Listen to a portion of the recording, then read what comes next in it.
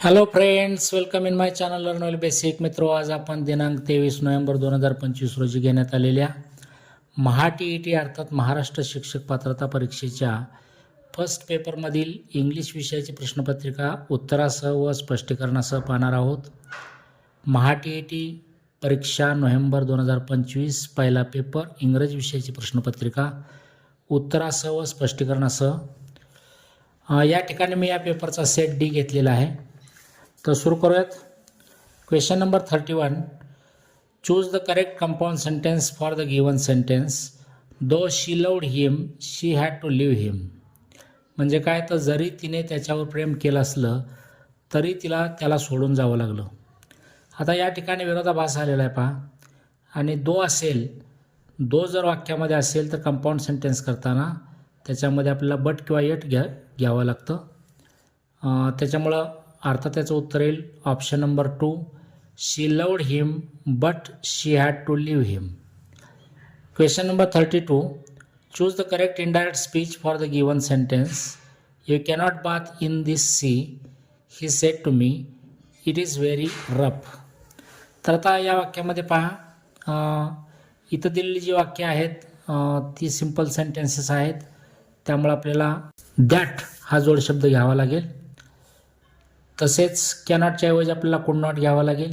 It is very rough हा simple present tense आहे, त्याचं आपल्याला सिंपल पास्टमध्ये रूपांतर करावं लागेल. इट वॉज व्हेरी रफ असं होईल. धिस या जवळच्या शब्दाबद्दल दॅट हा दूरचा शब्द घ्यावा लागेल.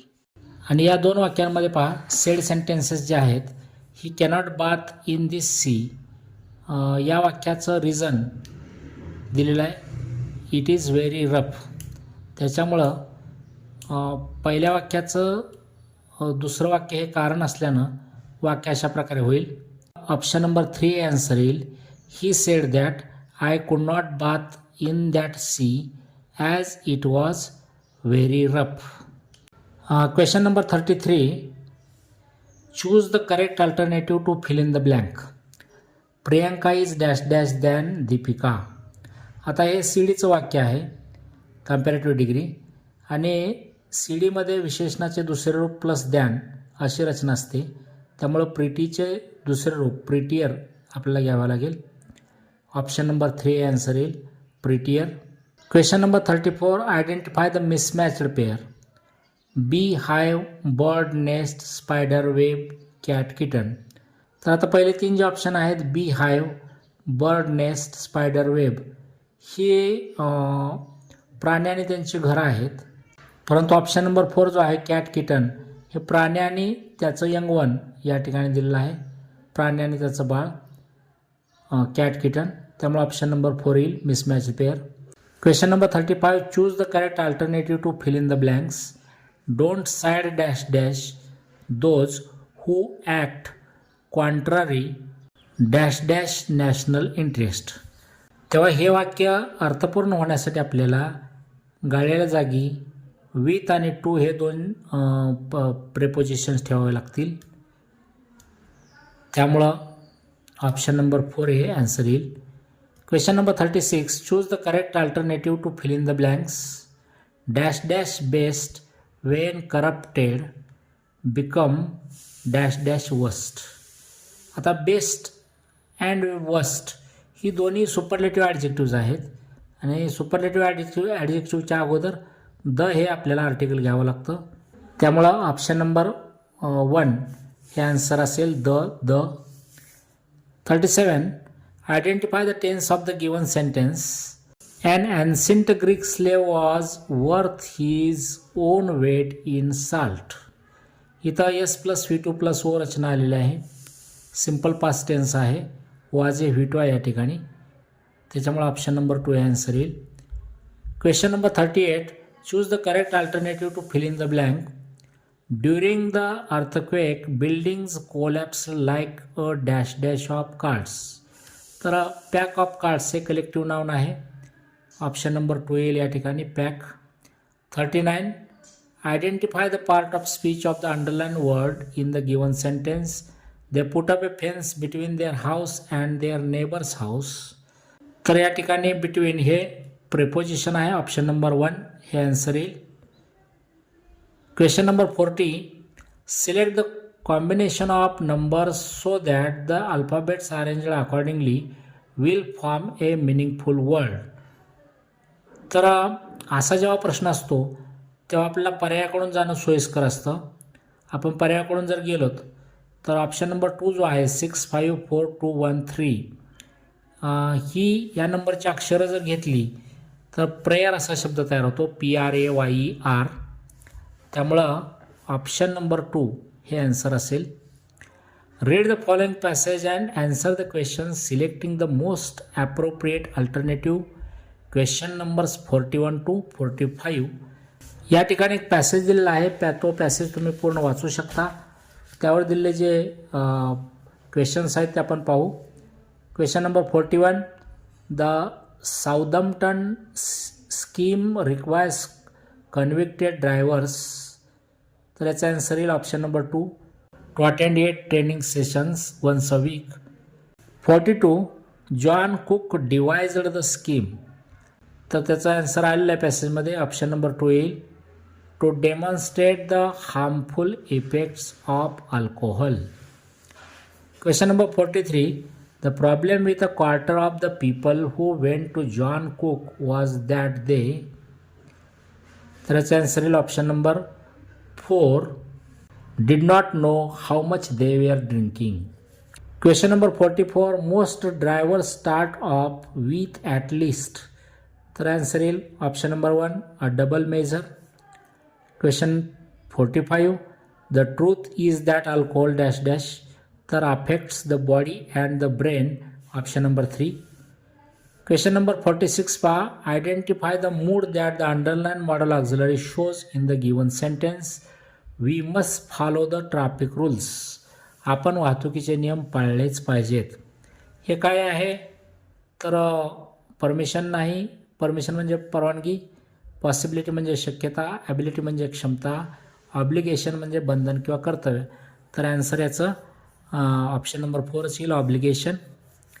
47. Choose the correct alternative to fill in the blank.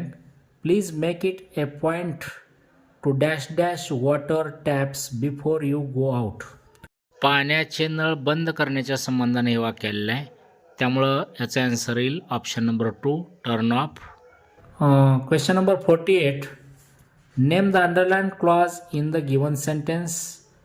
You may go home when you finish your work. तुम्ही तुमचे काम पूर्ण केल्यानंतर घरी जाऊ शकता. या ठिकाणी घरी जाण्याच्या वेळेसंबंधी बोललेला आहे, तेव्हा ॲडवर्ब क्लॉज ऑफ टाईम असेल हा, option number 1. Question 49. Choose the correct WH type question to get the underlined part as the answer.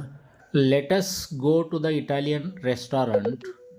या ठिकाणी द इटालियनला अंडरलाईन आहे, म्हणजे द इटालियन हे स्पेसिफिक आन्सर घेण्यासाठी आपल्याला प्रश्न विचारावा लागेल, विच कोणते.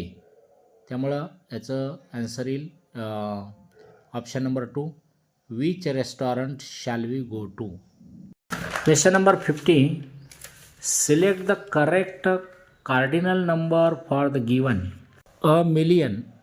अ मिलियन म्हणजे काय तर 1 दशलक्ष, 10 लाख, इंग्लिशमध्ये 10 lakh.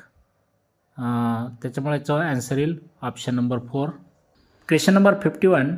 Choose the alternative which best expresses the meaning of the word underlined in the given sentence. The team was greeted by deafening applause from the audience. आता डिफनिंग म्हणजे काय, खूप मोठा आवाज, अगदी कान बधीर करणारा आवाज, या अर्थानं डिफनिंग हा शब्द वापरला जातो. मग या अर्थाचा कोणता खालीलपैकी शब्द आहे तर तो ऑप्शन 4 दिलेत. डेंजरस म्हणजे धोकादायक, टेरिफाईंग भयानक, माइल्ड सौम्य, आणि 4th जो ऑप्शन आहे व्हेरी लाऊड खूप मोठा आवाज किंवा जोराचा आवाज. तर ऑप्शन नंबर 4 याचा आन्सर असेल. Question number 52. Rearrange the jumbled parts which are labelled P, Q, R and S to form a complete meaningful sentence. या ठिकाणी दिलेले P, Q, R, S हे जर आपण योग्य सिक्वेन्सनं लावली तर असा सिक्वेन्स येईल पहा अर्थपूर्ण वाक्य होण्यासाठी. फर्स्ट येईल autumn is the season. Second येईल वेन वॉर्म समर. थर्ड येईल टेम्परेचर्स ग्रॅज्युअली डिक्रीज. फोर्थ येईल टू द कोल्ड विंटर, म्हणजे क्रम येईल याचा RPSQ, option number 4. Question number 53, choose the alternative which is opposite in the meaning to the word underline in the given sentence. Such comparisons in poetry are useful. Useful म्हणजे उपयोगी, आणि युजफुलला opposite word काय येतो? Useless येतो. Option number 4 हे answer असेल. आता बाकीचे पण ऑप्शन्स पहा. परमनंट म्हणजे कायम, ॲन्सियंट म्हणजे प्राचीन, आणि रिनोव्हेटेड म्हणजे नूतनीकरण केलेले. त्यामुळे युजलेस हेच आन्सर येईल, option number 4. Question number 54, identify which part of the sentence has an error. तर इथं the times of India has the larger circulation of all English dailies in India. ABCD असे 4 पार्ट्स दिलेत. पैकी बीमध्ये आपल्याला error दिसतो. The larger इथं या ठिकाणी दिलेला आहे. एक तर द लार्जेस्ट हवं होतं. लार्जर पूर्वी द येणार नाही, कारण सुपरलेटिव्ह ॲडजेक्टिव्ह पूर्वीच फक्त द वापरलं जातं.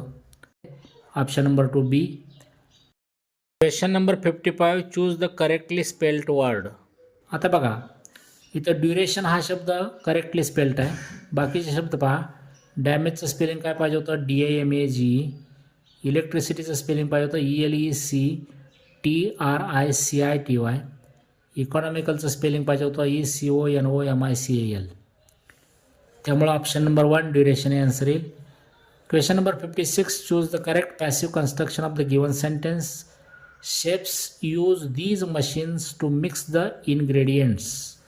तर या वाक्यामध्ये सिम्पल प्रेझेंट टेन्स आलेला आहे, आणि सिम्पल प्रेझेंट टेन्सचा पॅसिवायझेशन करताना आपल्याला ऑब्जेक्टनं सुरुवात करावी लागते. या ठिकाणी दीज मशीन्स हे ऑब्जेक्ट आहे, आणि त्या ऑब्जेक्टनुसार आपल्याला टू बीचं योग्य ते क्रियापद घ्यावं लागतं ॲमिजारपैकी.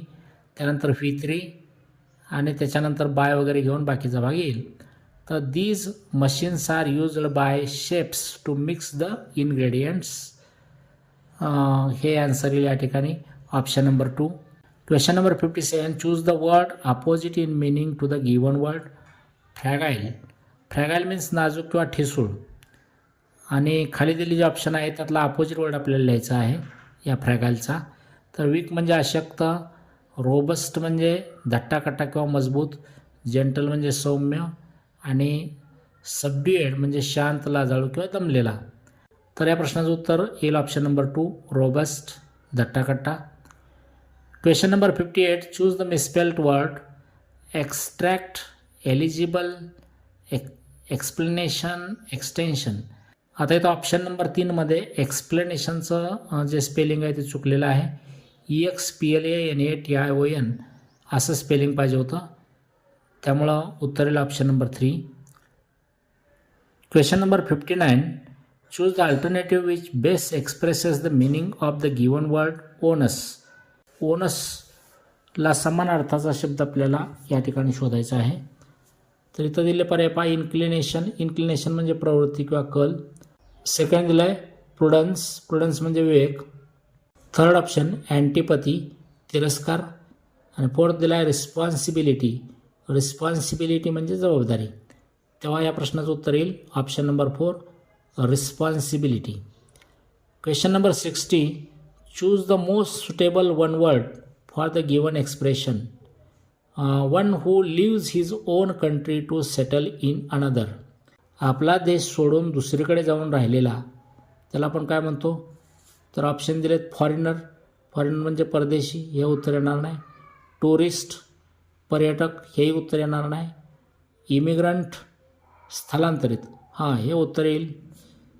आता ऑप्शन नंबर 4 पण पहा. नेटिव्ह म्हणजे रहिवासी. तेव्हा ऑप्शन नंबर 3 हे याचं करेक्ट आन्सर येईल. इमिग्रंट, स्थलांतरित. तर विद्यार्थी मित्रांनो, TET संदर्भात विविध व्हिडिओज पाहण्यासाठी या चॅनलला नक्की सबस्क्राईब करा. Thank you for watching my video. Have a nice day.